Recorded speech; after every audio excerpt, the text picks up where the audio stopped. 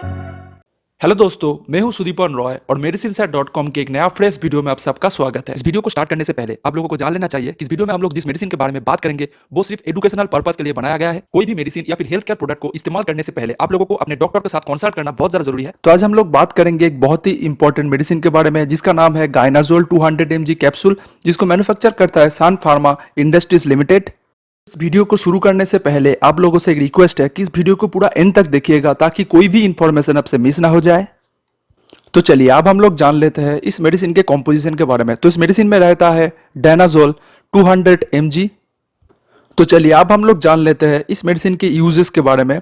तो इस मेडिसिन को यूज किया जाता है पेल्विक पेन मतलब पेडू में दर्द और इनफर्टिलिटी मतलब कि बांझापन की ट्रीटमेंट करने के लिए जो एंडोमेट्रियोसिस के कारण होता है। तो चलिए जान लेते हैं ये एंडोमेट्रियोसिस क्या है। एंडोमेट्रियोसिस एक बहुत ही ज्यादा दर्दनाक बीमारी है जो महिलाओं में होता है। महिलाओं की प्रजनन अंग जो आपको स्क्रीन में दिखाई दे रहा है, जिसमें यूटेरस नाम का एक जगह है, उसके अंदर एक लेयर होता है जिसका नाम है एंडोमेट्रियम। इसे एंडोमेट्रियल लाइनिंग भी कहा जाता है। तो नॉर्मली ये सिर्फ यूटेरस के अंदर ही रहता है, लेकिन एंडोमेट्रियोसिस होने से एंडोमेट्रियम यूटेरस से बाहर निकल के फेलोपियन ट्यूब, ओवरी, ये सब जगह पे छा जाता है। मेंस्ट्रुअल ब्लीडिंग के टाइम मतलब पीरियड्स के टाइम फैला हुआ टिश्यू से भी ब्लीडिंग होने लगता है। उसके साथ साथ इसका ग्रो भी होने लगता है और ये ब्रेक डाउन होके मेंस्ट्रुअल ब्लीडिंग के साथ निकलना चाहता है, लेकिन ये सब टिश्यू यूटेरस से बाहर होता है जिसके कारण ये वेजाइना से निकल नहीं सकता।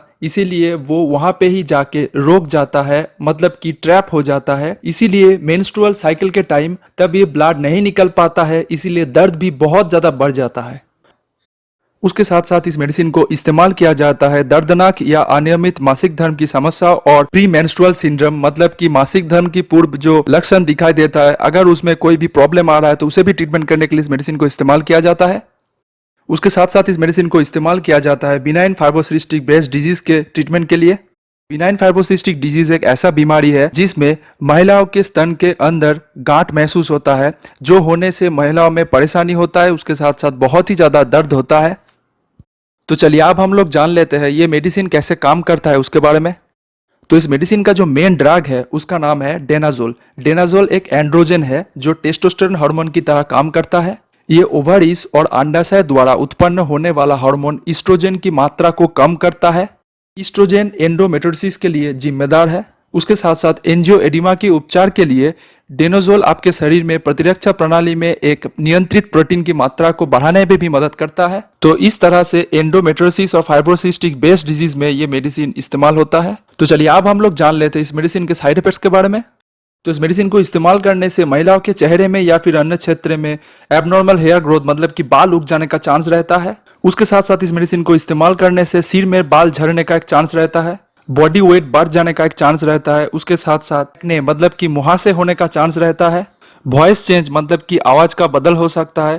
आपके स्काल्प पे इचिंग हो सकता है मतलब कि आपके खोपड़ी पर खुजली हो सकता है। सूजन होने का चांस रहता है और गले में खरस आ जाने का भी चांस रहता है।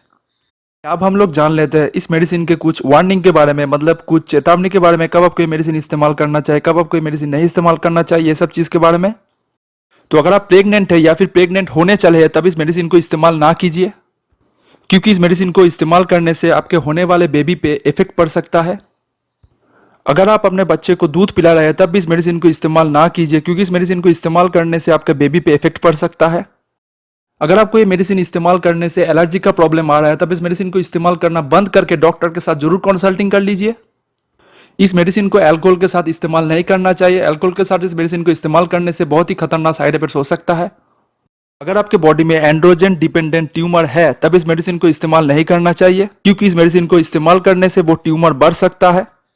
अगर आपको माइग्रेन का प्रॉब्लम है तब इस मेडिसिन को इस्तेमाल नहीं करना चाहिए, क्योंकि इस मेडिसिन को इस्तेमाल करने से माइग्रेन का पेन बढ़ सकता है। उसके साथ साथ इस मेडिसिन को इस्तेमाल करने से माइग्रेन का मेडिसिन के साथ इंटरेक्शन होने का चांस रहता है। अगर आपको किसी भी तरह का लीवर का रोग है या फिर लीवर डिस्फंक्शन नाम का रोग है तब इस मेडिसिन को इस्तेमाल मत कीजिए, क्योंकि इस मेडिसिन को इस्तेमाल करने से बहुत ही ज्यादा साइड इफेक्ट्स हो सकता है।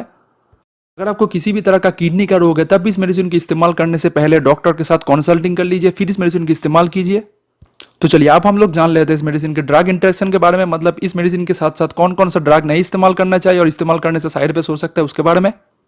पिमोजाइड, वारफायरिन, लेफ्लुनोमाइड, एटोरवेस्टाटिन, नेलॉक्सिजोल, ड्यूकुमारल एक्सेट्रा। तो चलिए अब हम लोग जान लेते हैं इस मेडिसिन के कुछ सब्स्टिट्यूट के बारे में, जिसमें सेम कॉम्पोजिशन रहता है। DNZ 200 कैप्सूल, डेनोजेन 200 कैप्सूल, डायनिक 200 कैप्सूल, गोनाब्लॉक 200 कैप्सूल। इस मेडिसिन के बारे में और भी ज़्यादा जानकारी लेने के लिए आप लोगों को नीचे डिस्क्रिप्शन बॉक्स में मेडिसिन शेयर नाम का एक लिंक मिल जाएगा। वहाँ पे जाके क्लिक करके इस मेडिसिन के बारे में और भी ज़्यादा डिटेल में आप लोग जान सकते हैं।